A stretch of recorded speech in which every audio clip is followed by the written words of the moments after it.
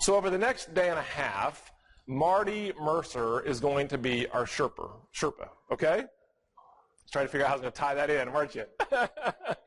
He's as nice as Bernard, I know, because Marty and I go back a ways. But we need people to help us get out of our comfort zones. Now, the RV wasn't even a comfort zone for me because I didn't know what I was doing.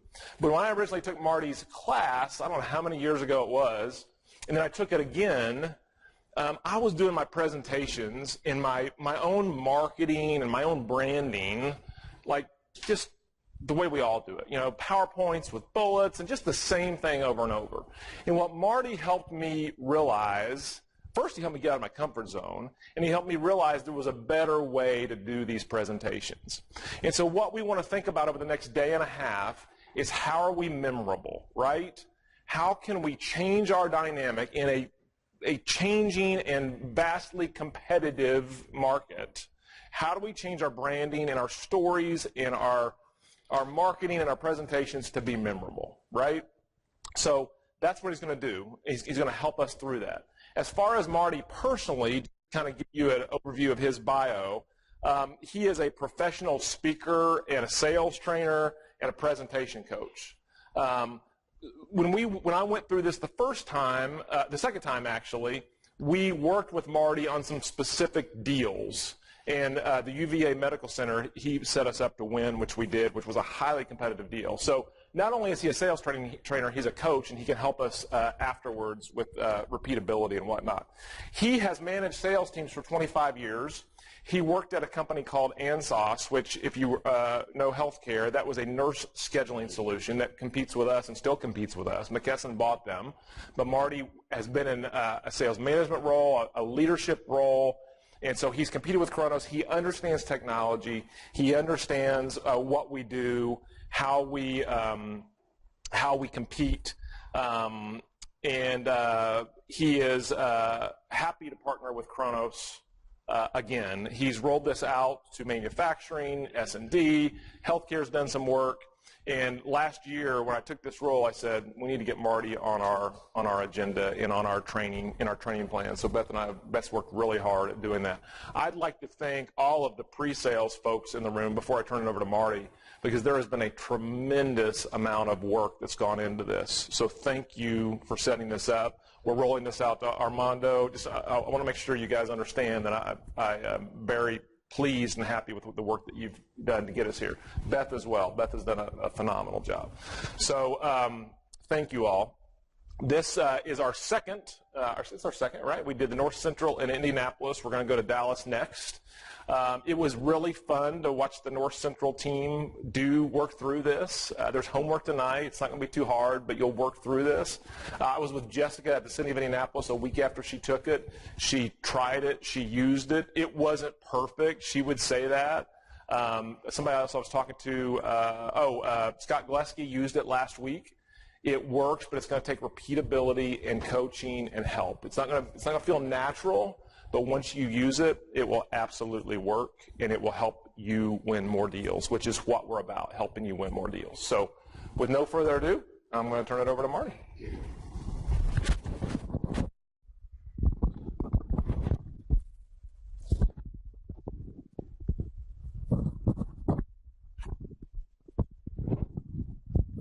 Thanks, Pat. Boy, the first time I ever saw Pat present, it was just...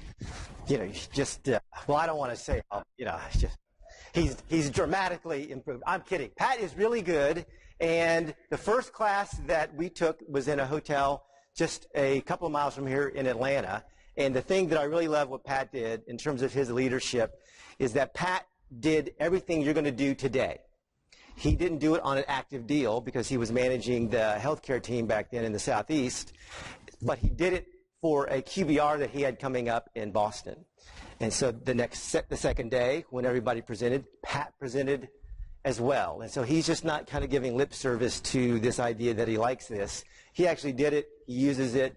And he is a great role model in terms of telling stories and a lot of the things we're going to be talking about today. So thank you, Pat. Does anybody know who this guy up here is? If you do, I'm going to be amazed. His name is Eric Alexander, and he is one of those Everest climbers. Now, why am I showing you a picture of this guy by the name of Eric Alexander that nobody knows who he is. Well, he happens to be the tethered guide for another Everest mountain climber by the name of Eric Weinmayer, who you guys heard at Kronos SKO last year here in Atlanta. Eric Weinmayer was the keynote speaker for the kickoff last year in Atlanta. They're best buddies. They've actually been friends, I think, since childhood, and they're both out of Denver, and they both became mountain climbers. And so I'm going to tell you the story about Eric, but here's the funny thing about Eric Alexander. There's Eric Weinmayer about to summit Mount Everest. He got in the cover of Time. Eric said, if you look at this little line right here, he said he wasn't here, he wasn't here, he was way over here. He was in the picture, and then, of course, when they got ready for Time magazine, they cropped him out, right? So he kind of had his one moment of fame that got lost. So why am I telling you about Eric Alexander? What's my connection to Eric Alexander? Several years ago, when I was doing Pat's job and managing salespeople, we had an opportunity up in Detroit. It actually wasn't my territory, but the regional VP called me up and said, hey, we have this big deal. We really need your help, sort of foreshadowing what I'm doing today. And we really need your help to get prepared to come up with a creative way to make an impression on them in this presentation because it's highly competitive. Our competitors have an advantage. We need some help in becoming memorable and repeatable, which is something that Pat says a lot and that I'm going to be saying a lot today as well.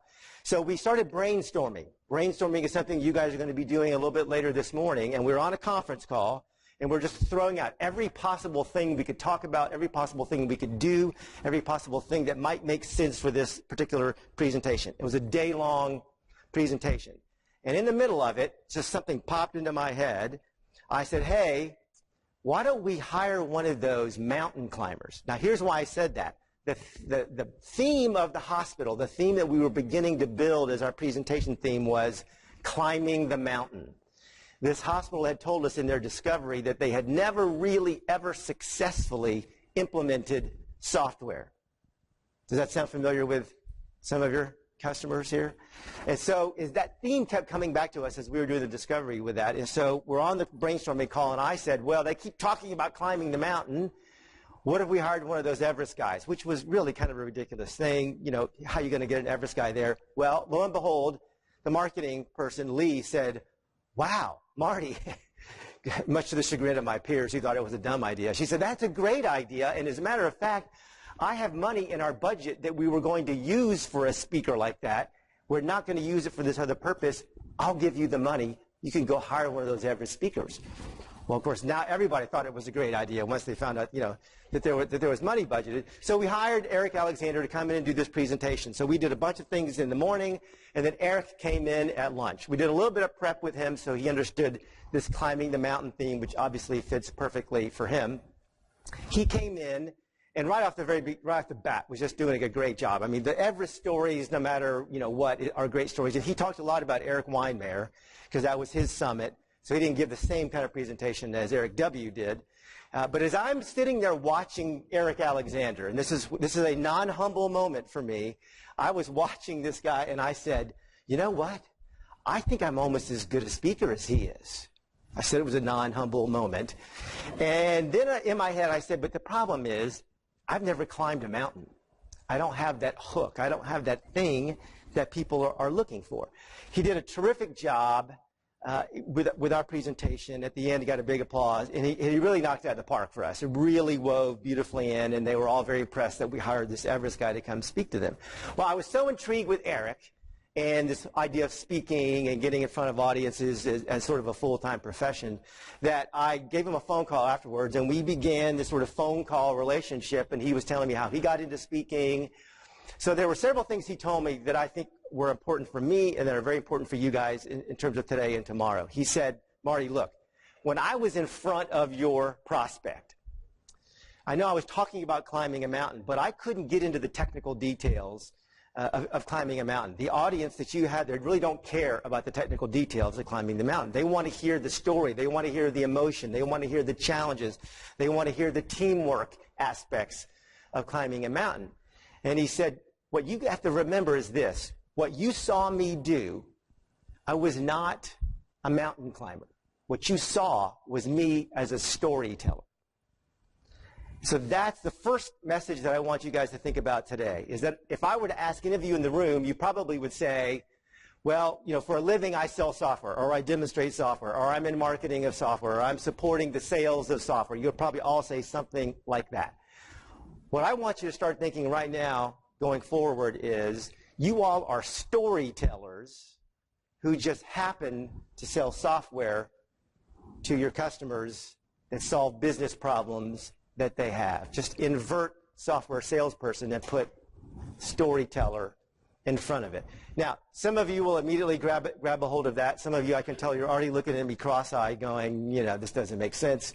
Humor me, have a little faith in today. I think as you go through today and tomorrow, you're going to see that you were all, in fact, storytellers, because when you get home tomorrow night, somebody at your house, apartment, condo, wherever you live, family or friends, somebody's probably going to say, hey, where have you been the last 2 days? What happened the last 2 days? And what are you going to say? What are you going to do? You're going to say, well, we flew to Atlanta, and then we got in a bus, and then we went in this hotel, and then you're going to start telling a story. Stories are basically the natural way human beings communicate, the natural way human beings share information with each other, and it started way back in caveman times before we had any written way of doing it. We told stories, and then they drew pictures on the walls. We've now gravitated to cool projectors and images on laptops, so we've enhanced our communication abilities. But storytelling is one of the key things that I want you to walk away with. And what is the very first thing Pat Bennett did this morning? He told a story. Every time I've seen him speak, he tells a story. And he drew you in, and you all began thinking about an RV, and you all began laughing at him because he was very self-deprecating. And so that's the direction I want to get you guys to start thinking about. So let's talk about this idea of innovative presentations. And so some of the homework that I asked you to do was to think about the best presentations or the best speeches that you've either seen or read or heard or watched on YouTube, wherever it may have been, as well as the ones that were not so good, because we want to make sure that we don't role model those and we role model the good ones. So give me some feedback on. We'll start with the worst, actually. So worst or bad. Somebody give me a situation example of one of those that they have seen. Dan. Daughter's principal stood with the back of the audience and read the slide. So, Paragraph. Back and read.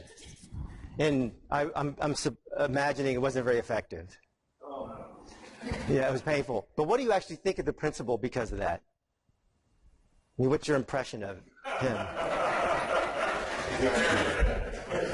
Maybe you can't repeat. Maybe you can't repeat that, right? He could use this training. He could use this training. All right. So right off the bat, we're clear that this is a bad tactic, okay? Thank you for raising that. What about another one? Steve. Yes, our presentation one time where the crowd wasn't engaged from the very beginning, and it was so technical that it was done really bad. Here's the product, here's what we do, how many days, and it was a whole other. Hopefully that wasn't at Kronos. If it was, don't say yes, right? So they weren't engaged from the very beginning. It was real technical, so they just stuck to the product, stuck to the details. Nobody asked questions. In and out you were done, and it was thinking about how I was involved in things. Okay. All right. Tina. Robert Miller, the former director of the FBI during 9/11. Was awful, honest. He spent 20 minutes of his hour talking about his wife. It was honest from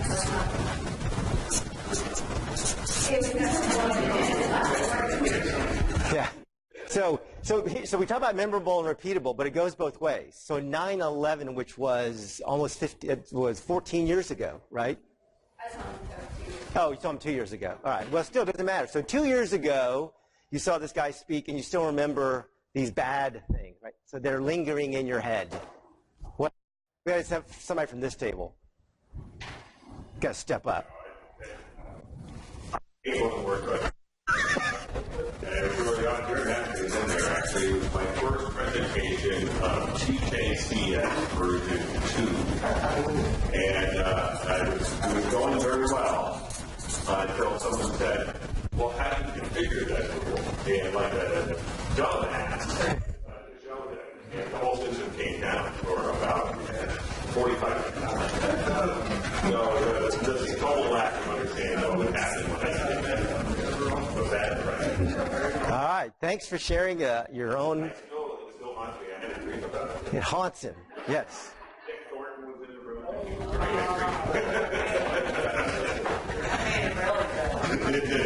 All right. One more sort of bad role model, Morgan. Meaning. So, like, at my graduation and whatever, so when we were talking about, the policies and the plans for the future, has nothing to do with, it was just, no one was engaged, he was talking about his own agenda and not how to really, And interestingly, that's actually the first exercise that we'll work on today, which is who's in the audience. Apparently, he didn't. He needs to take this class too. Is right. All right, good. So here are some of the things, and we're gonna hit, I think, every one of those in terms of reminders and tips and strategies and tactics. All right, good. Give me some examples of great presentations, good presentations. Jimmy Valada's presentation. All right. But now why? Stories and passion. So story, passion. All right, good. Chris Christie recently gave a speech story about his mother, the connections to Dixie, and then also about a law partner friend of his that was incident at the time. Very personal, very, very memorable, very good. So personal, transparent. So that for some of you, maybe all of us, this notion of being personal and transparent in a business presentation may be a roadblock for you. That's okay if that's a roadblock for you right now. So I'm not expecting you to stand up there at the beginning of a Kronos presentation, and instead of Pat saying, let me tell you a funny story about my wife and camping, let me tell you a story about my grandfather who just passed away. All right, that's not where I'm going with that being personal and transparent. But there are ways, and we'll talk about it, to be personal and transparent in a business presentation that will draw the audience in. I like the opening speech of the show.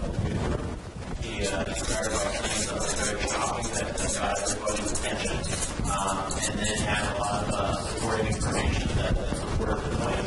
But then was also very fluid, and then speaking and painting a picture of how things could get better. So it was just really relaxing. Is that the one with Jeff Daniels? Is that the TV show? Yeah. Okay. So you used the word shocking. I'm going to use the word later today, grabber. So he opened with what I call a grabber. You called it a shocker. But you were you're paying attention, right? All right. What else? Jeff.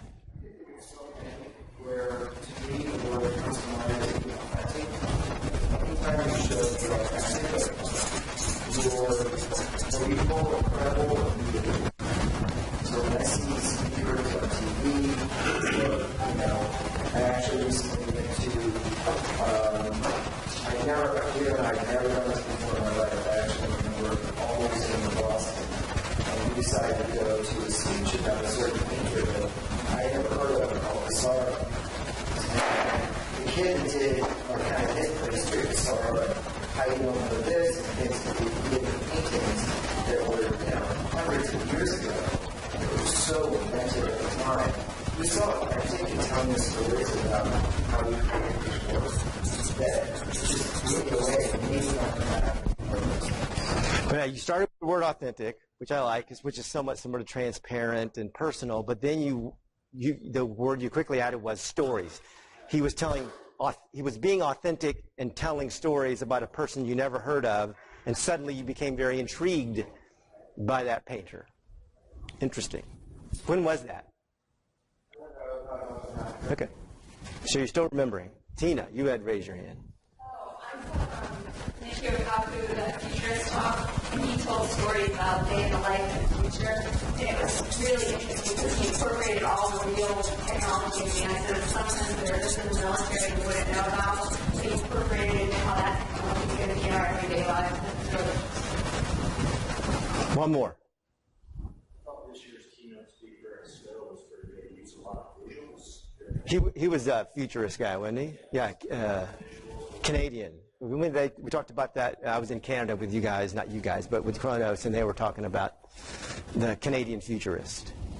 So he had good visuals, is what you're saying. Did he talk real fast or something? He kind of has a whole shtick. Yeah. What? Talked about his father. So here's a guy talking about technology, about the future of technology, and yet somehow, I didn't see it, but somehow he wove in some stories about his father. Okay. It was entertaining. Okay. Yeah. Now, so some of the things that a guy like that can get away with, I'll just tell you right now, you guys can't get away with, let me tell you about my dad, fill in the blank. Okay, I would avoid that as a tactic. But you can still be upbeat, you can still be funny, you can still be authentic, you can tell stories, you can use a grabber, you can get somewhat personal, passion. Those are all the things that we want to do. And so think about this. Don't raise your hand, don't answer the question. Are you, when you're standing in front of your prospects and customers, are you modeling these today? Are you using these tactics and strategies today? Or do you all of a sudden leave this humorous, personal, authentic, transparent, upbeat, energetic storyteller that most humans are, and then you grab this and you go, hello, my name is John Johnson. I'm from Kronos. I'm exaggerating a bit, but so there's something funny that happens when we suddenly go from personal to the business world, and I want you to carry some of that with you guys into the presentations. All right, the third thing that I asked you to think about were what are some of your challenges? What gets in the way of doing? Picture. I don't know that actually has anything to do with challenges. I just like the picture. Actually, I think actually the very first time I ever might have done this class, it was in October, and so that's why I found the pumpkin, and I've just left it in because everybody laughs. So what gets in the way of doing a good presentation at Kronos in the life you live? Actually, spending time is the biggest challenge I have. Okay. So this ADD of the CXO, is that a fair statement of saying it? All right. What else? Fear of failure. Not fear of flying, but fear of failure. I'm dating myself, fear of flying. Some of you are going, what is that? It's a book. Go Google it. So tell me more. Your presentation to get out of your comfort zone and do things that are different. Okay. You might go off really bad, right? So you might not want to do that. You might be stiff and cold and just monotone as a result. So is trying anything new, whether it's business or personal, is trying anything new that's kind of different or a lot different, is that comfortable or not? I mean, it could be sports, it could be relationships, it could be business, it could be, so I think that's always there, right? But in this world, in doing presentation, what's one way, perhaps, of trying to mitigate a little bit of that fear of failure in doing something new? Rehearse. Practice. Absolutely. We're going to talk a lot about that near the end of the day. I mean, just the quick response is nobody in this room practices enough. I'm just going to say it right now. So that is the easiest and simplest way to solve that problem, by the way. What else? Craft stories that actually connect meaningful lives. Like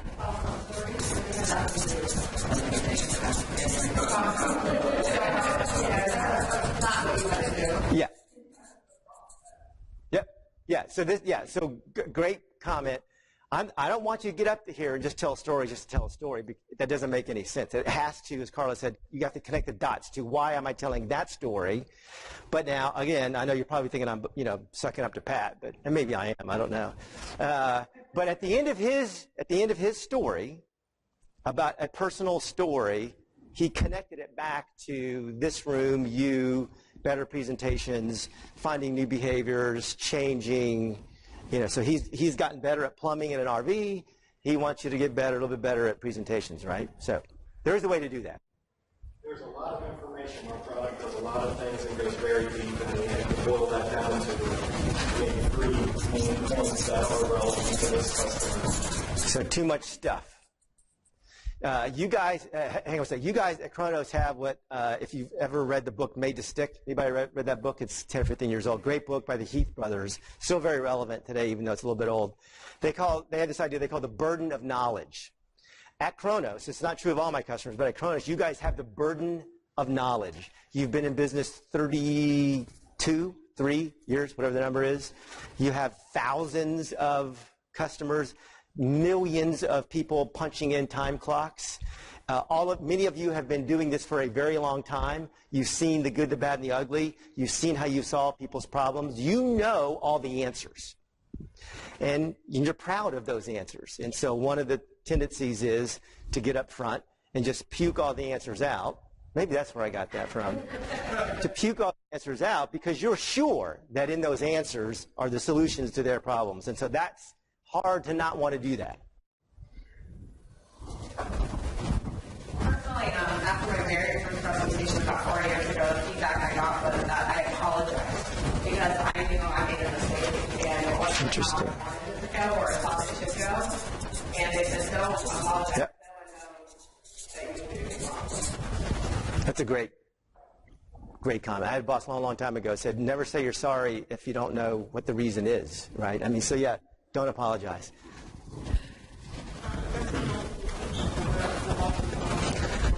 Okay. So that kind of gets multiple levels, I'll put. That gets a little bit back to this issue, which is you have, maybe you have some employees, you have a bunch of managers, you have the payroll people, and then all of a sudden the CFO walks in a little bit late, and you know that they're probably only going to stay 15 or 20 minutes. What do I do? We'll talk about that. So this ties back into knowing your audience, but having the expertise and knowing what questions to ask. Often it's the rhetorical questions you're not expecting to be answered back. It's clear expertise in the questions you can ask to the individual audience. Well, and in fact, this helps you here. And it helps you not have the burden of knowledge, right? So instead of telling them something, you ask them something, and then it's never enough time. Yep. One more. We'll move on. The technologies that Yeah.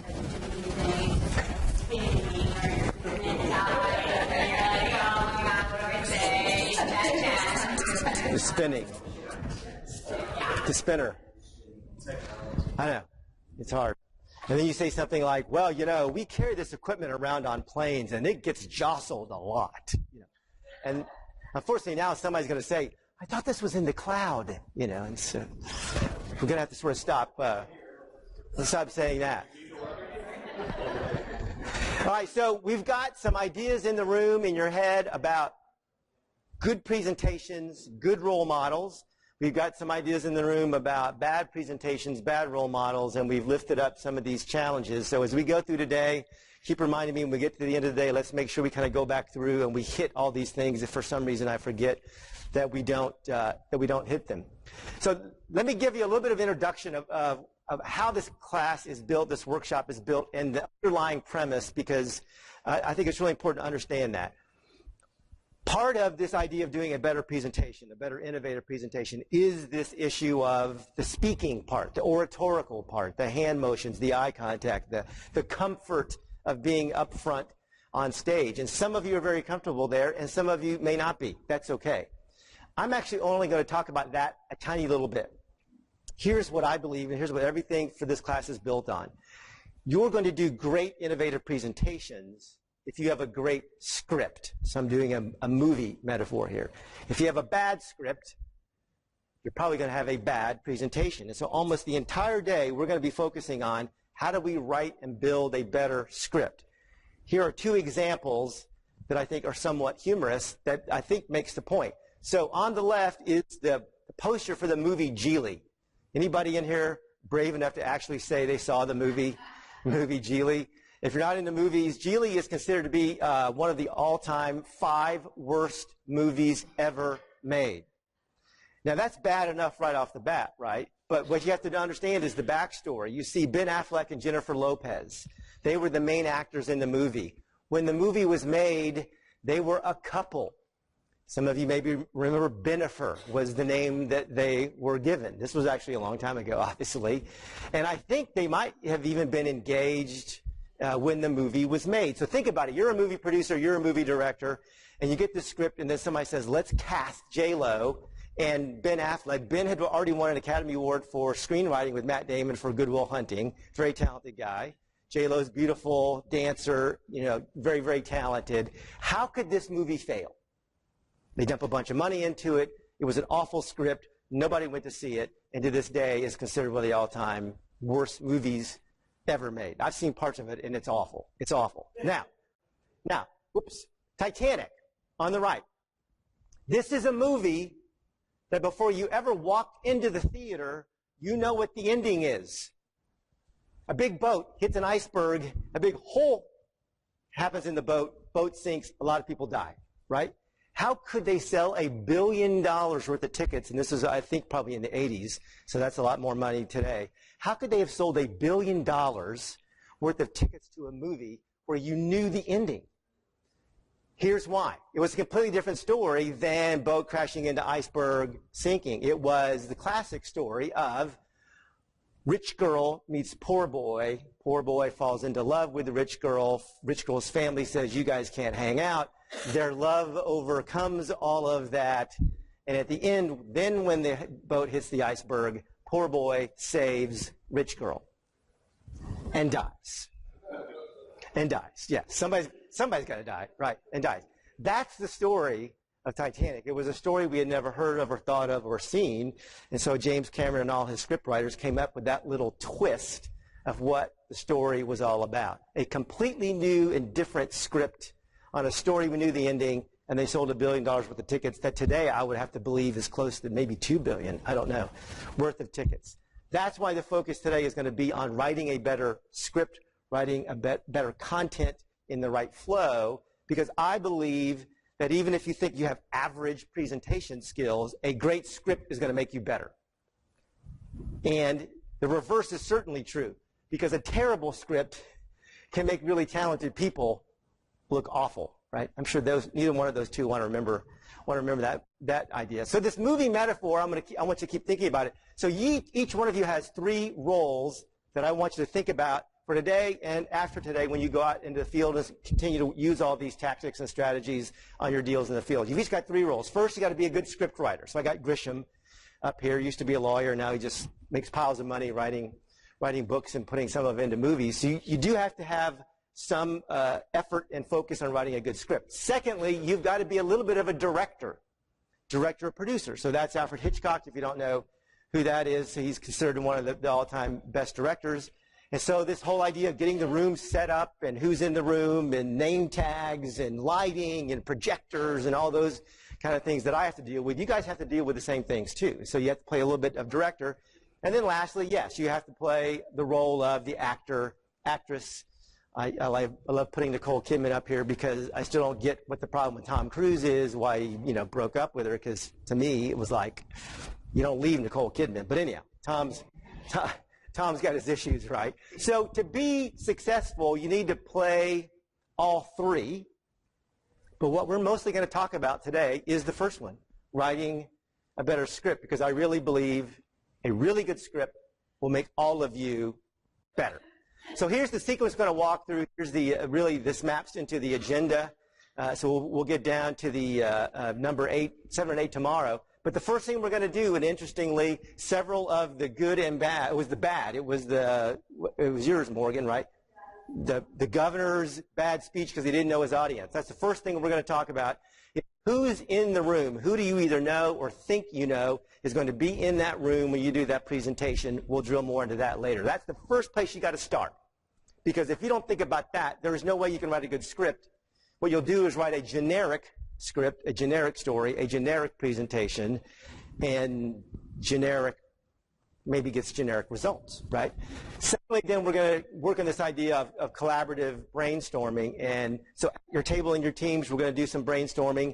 You heard my story with Eric, just an idea that popped out, and it had a huge, huge impact for us. And so I want you to get that kind of thought process going.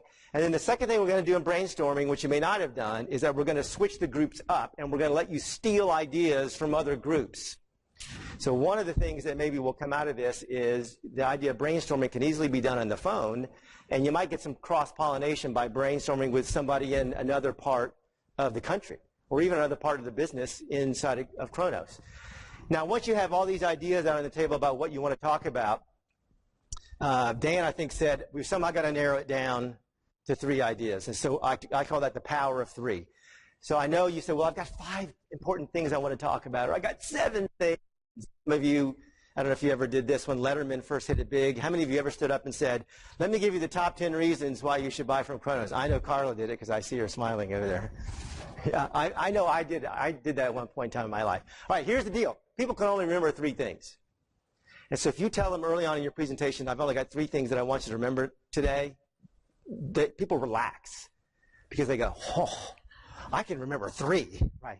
Everyone believes they can remember 3, right? So, but this is hard. You're going to have all these cool ideas you want to talk about, but then you've also told me you only have an hour. You cannot talk about all the things you want to talk about in an hour. You have to narrow them down. Less is more. So I'm going to get you to narrow them down to 3. We have to make sure, Carly said connecting the dots, that's really kind of what this is all about. We have to make sure that what we're talking about connects to the customer. It connects to what their business problems are, which means, by the way, we know what their business problems are. We've done the right amount of discovery. We've had the right amount of conversation so that we can make sure that in our presentation we're connecting to their why. You got the what, what's their why. So we'll talk about that. Then this is probably after lunch. We'll talk about how to make your presentation pop, how to make it become alive. And so we'll talk about audio and video and pictures. But that's the key part where you're going to spend some time with your pre-sales partners, and they're going to start giving you the first overview of all of you in sales of this library of stories that they have built. So that was what Pat was alluding to earlier. We've been working since June or July, in this hotel several times on building a library of stories that have what appear to be real people with backstories, first name, last name, really nice photos, so that you can open, not with the story about camping or not with the story about Eric, but you can open with a story about characters that everyone in that room will say, holy cow, that's me. Or in some cases they'll say, holy cow, Jerry, that's you up there on the screen. So we'll talk about how you can add all that in so that it makes it alive and pop, and then we'll talk about something that seems counterintuitive. When we get to this idea of, what should be the intro and what should be the conclusion, and so somebody mentioned grabber, shocker, you did, I think, right? Yeah. I'm going to get you to write the conclusion first, which seems very counterintuitive. I know the first thing you want to do is go to the very first slide and change the name of your prospect to the current one and put their logo on, right? And change the date. And sometimes that's all you do for, the beginning, right?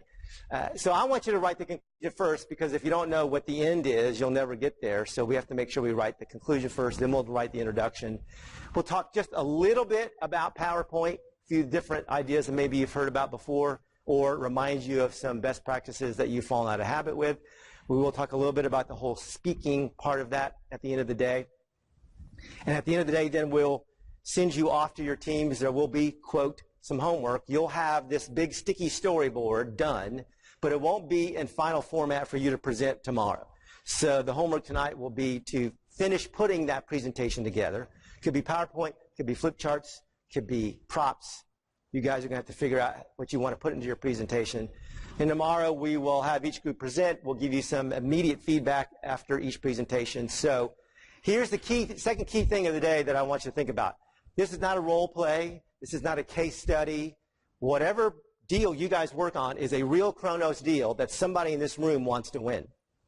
think of today as practice. Think of today as preparation. Think of today as building the first draft of what should be a great presentation that will eventually close that business. And so that's why I think it's so important that we all stay focused.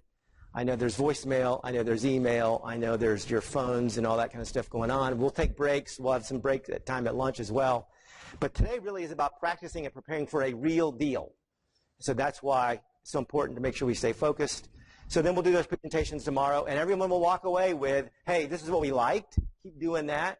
And, hey, here's some things I think you could do better. Change that, tweak that, adjust that. You'll walk away with some ideas. So tomorrow is the day for sure to try some things that you've never tried before. It's a safe zone. So tomorrow's the day to experiment a little bit with some things because you might be surprised it works really well, and now you have a little more confidence to try that out in the field. Questions on agenda, sequence, any other? Just don't listen to them mumbling. They mumble a lot. So I already talked about that. We'll move on. All right, so let's talk about the very first step that you've got to think about when you're doing a presentation. So everything we're doing today is to help you get ready for tomorrow. But what I'm talking about today is I would like you, for the most part, on any large, big, important deal that you don't want to lose, which I think actually is all of them, this is the sequence of steps I want you to follow on every presentation. I'm not saying that you would spend all day building it like we are today, but these are the steps. So the first question is, who's going to be in the room? We've got to build and create and craft a presentation that will be appealing so we can connect the dots to the people in the room so that they get why they should be there, why they should stay there, and why Kronos is the right solution. And so this was this little bit of homework we had you guys do. So the first thing that I think you need to do to the best of your ability is list out what's the name and title of everybody that's going to be in the room. So what do you think about that? Any problems, any issues? You don't always, see, I love having a straight man over here, right? Yeah, you don't always get the names. So that's a problem, right?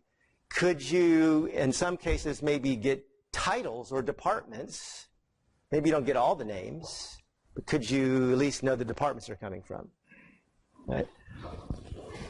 What's a tactic or an alternative that you could try to help you get more names? Usually I'll ask people to send out a group email or something about a fast so that you at least have everybody that you think it's going to be. Okay. Yep. Since we're dealing with the public sector, all of their names and trailers are available, so you can always look them up that. Okay. So group email, copy you. You know that there may be some add-ons, some dropouts, but at least you've got a much better list than nothing, right? What else?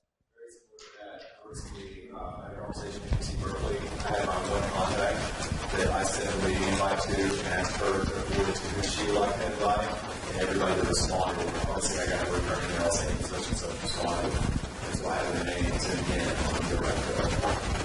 Okay. Does anybody go so far as to say, hey, I need to get these names because if I don't know who they are and what they do, I don't know how to prepare?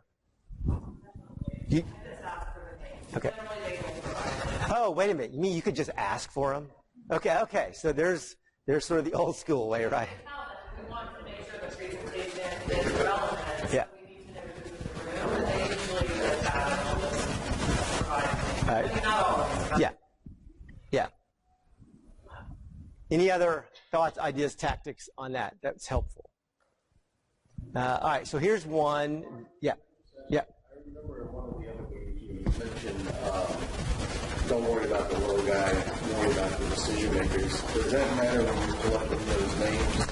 Well, yeah, I'm sort of going to get to the little guy versus just no, that's okay, decision maker. What I want to know. All right, so let me balance this. So you probably may have to do some presentations where there's 150 people in the room, maybe, and a lot of them are the lower rank and file, and they're just trying to let everybody think that they saw a presentation so that then when the executives decide, these people think they had a part in it, right?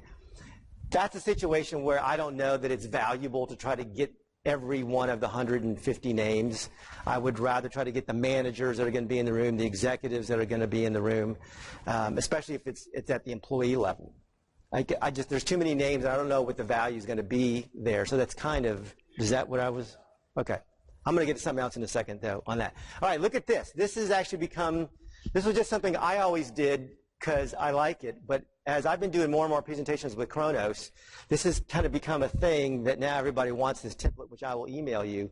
What I do is I say, hey, I make name tent cards for all the attendees.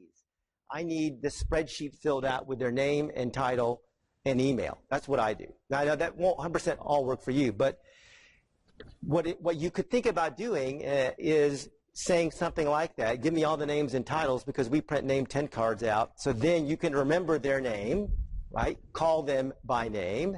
And then you've got the names and titles, and then that lets you go do a little homework on LinkedIn. And so that could be a strategy for some of these meetings and presentations to use that as a tactic strategy to get more names. Works for me every time.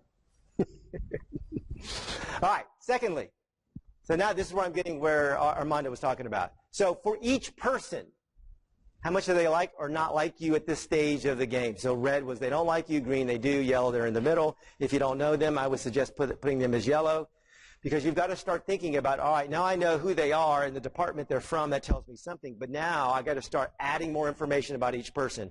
Where are they on this preference scale of liking us or not liking us? Because that's going to be important to help you build the right script, ask the right questions. Somebody mentioned that over here. And then where Armando was getting to was the level of influence. So, you know, maybe I was making a harsh statement when I said that earlier, but I believe this. Not everybody matters. Not everybody in that room matters or is important. And they're important as people, but in terms of the decision-making process, not everybody matters. And so one of the things, especially as the deal continues to move, that you got to be thinking about is, hey, this person's name and title and the department they're from, and now I know some idea of how much they like us, and now I have some idea of how much power or influence they have. Now, how much time and effort should I spend putting some content and script in for that person? What are your thoughts on, let's just pick this. High preference, they like you, green. Low power and influence, red. How much time should you spend crafting messages for that person or those people? You should always anticipate the objections, so deal with it head on. Yeah. And so if you remember on that form, there was a spot, I don't know if you actually scrolled down far enough to look at it. There was a spot of possible objections, who might ask them, what is the answer, and who from Kronos is going to answer it, which I think is a big deal. But what I'm trying to get at is this. If you've got a lot of people or several people who have low level of influence, and let's just say they like you, how much time do you want to spend preparing content for them as opposed to the people who may be on the fence or do like you and have high level of influence or power? Yeah, I think the answer you're looking for is low. But the problem for me is that you don't always know. You don't know just because they're a low-level person the amount of influence they're going to have on the decision. Sometimes you get to a presentation and you realize the person missed. Actually, as what we used to call it, you may have been around, we used to call it the box. Yeah. And so that's the I don't know factor. So all I'm really saying is this, because you're absolutely right, especially early in the deal. Who are really the hidden kind of power brokers that maybe don't have a great title, but are connected to people who do have a great title that can go whisper to them, and now you've ignored them or whatever. All I'm really saying is this. Analyze it, think about it, write it down, and decide how you want to take what they're worried about to put into your presentation. Sometimes the lower level people are the actual viewers of the organization, and they're so disconnected from the actual decision makers to prove the point. I don't know that there's a box because they don't have the authority to really execute, but they do have the influence because at the end of the day, they are the people responsible for the paychecks. And so you have to influence that, and it actually helps higher level people if you're able to get that execution. I think we need to look at Not obviously they never execute all they want. So for us, I think the lower level people are actually So wherever they are preference, wherever they are power or influence, all I'm really saying is I want you to consciously spend 3 minutes. Name, title, preference, power, what are their issues, how do I incorporate what they're interested in into the presentation or not? as opposed to just sort of doing this overall presentation and missing them or missing almost everybody. All right, next thing, this is still at that individual level. So remember that spreadsheet, it was a row going across. What is their problem to solve? Do you know what the problems are of the people in the room that they're trying to fix or solve?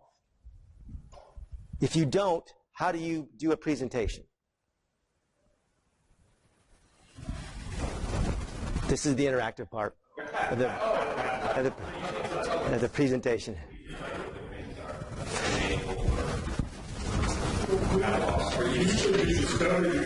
Okay, all right. Okay, all right. You should.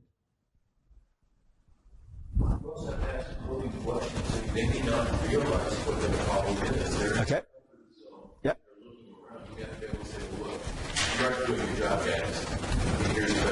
All right, so as you're thinking about this, well, let me just take that. So we'll just, take your deal, whatever one it is, and you're thinking about the people in the room, and you say, well, we're not really sure we know, or we know some things about their business that we don't think that they know. So now in my presentation, I need to carve out some time to ask these probing questions and to get it out on the table so that they can then nod their head, and then I can show them the solution to that, or be prepared with audibles to audibilize that, as opposed to just doing your presentation, not pulling those issues out. So so if you don't know the answers, that's okay. Then maybe this is the part of your presentation needs to be to figure it out, is what I'm saying.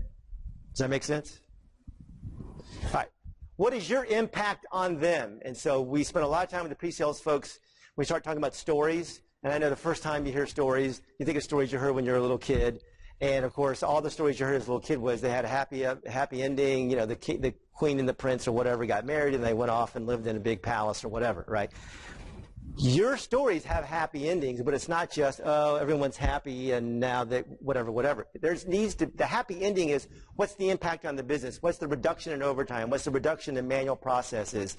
What's the reduction or the mitigation of leave liability? What's the impact of improved productivity? Whatever that happens to be, that's the happy ending for you guys. That's the happy ending in the stories that we built, but we need to be very clear that we're giving the impact, because over here, one of the questions was multiple levels.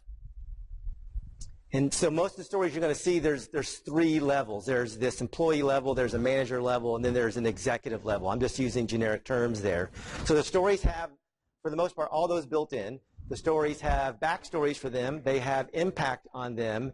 And so now, again, when you're planning your presentation, part of, to me, the multiple level is, so when you put this part of Kronos in, then Beth, this is the good thing that happens to you, and Ryan, this is the good thing that happens to you, and Chad, this is the good thing that happens to you. I mean, that would be one tactic that I would take. I would go boom, boom, boom. What's your objective for this presentation? So is every presentation, is the objective to close the deal? Yeah. Near the end it is, right? Especially if you told Carla or Pat, that you're forecasting it, right? That last presentation, that should be the objective, right? But early on, what's a possible objective if it was the very first presentation you're ever doing and you only know a little bit about them? What's a possible objective? Build trust, okay? What else? Get invited back, okay? What else? Confidence in your solution. One more. What? Oh, where have you done it? Differentiate your solution. All right, so every situation has a different objective, and the objective isn't always necessary to close the deal. The objective may be focused on one single person. It may be focused on site visits. I don't know what they are. But you need to be clear what your objective is and what is your desired outcome after the presentation. What do you want to happen that's a good thing for you and a good thing for us once you're done with that presentation? So Debbie was saying get invited back. So who do you want to get invited back to? What level? What are their names? What are their titles? How soon would you like to get invited back? Those kind of things. We need to think about this and write it down, or put it into that spreadsheet. What's the main point? One more thing I want you to think about. What's the main point of this presentation? These last couple, I'm going to tell you right now, when you get to this exercise, are going to be kind of hard. what's my objective, what's the desired outcome, and what's the main point of my presentation. In part, they're hard because I don't know that we always think about it, and we don't make ourselves think about it and write it down. And in part because it is just hard. You have so many things to show, so many moving parts in a presentation to narrow it down. But here's what I really want you to try to do. I want you to try to write what is the main point of my presentation, just for fun, as if it was a tweet. I'm not saying to tweet your main points of your presentations, but a tweet's got 140 characters, right? This is the main point of my of this innovative presentation. Sell more with high-impact presentations, prepare differently, start on paper, present differently, use less images, use more images, less text, tell stories, be different. Everything I'm talking about today is all wrapped up in those 140 characters. Now, when you get to this, if you write it out in 200 characters or you write it out in 5 sentences, I don't care. But if you don't know what the main point of your presentation is, I'm going to guarantee you your audience doesn't know either. You need to be crystal on what the main point is, because when they leave, then you'll have a higher likelihood of them getting what the main point was, whether it was trust, differentiation, become vendor choice, whatever that happens to be.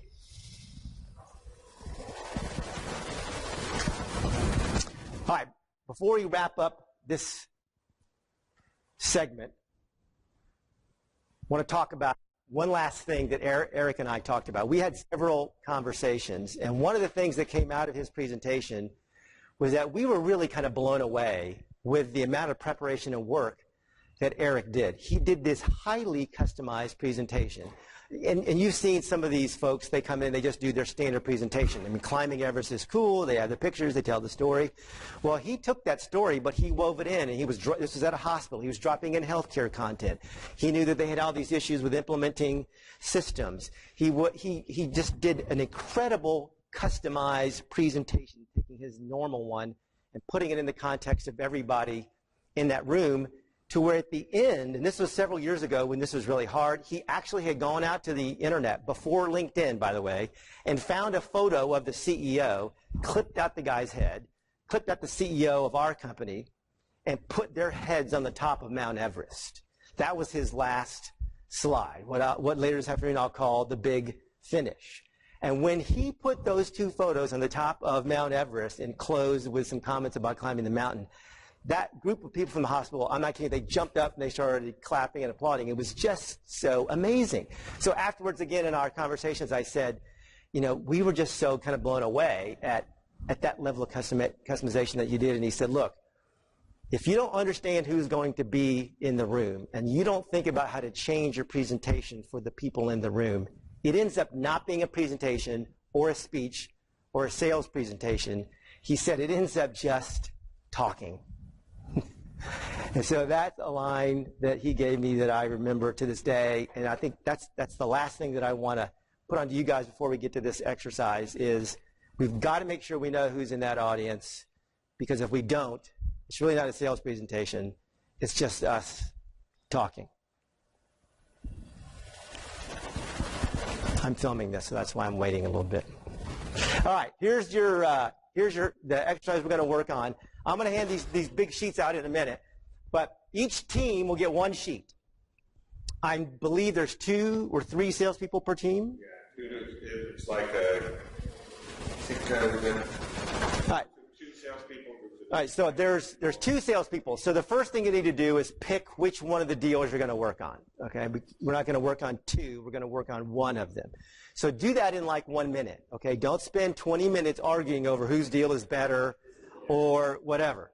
All right, so each team of 3, pick the deal you want to work on. All right, hang on. Don't leave me. Don't leave me.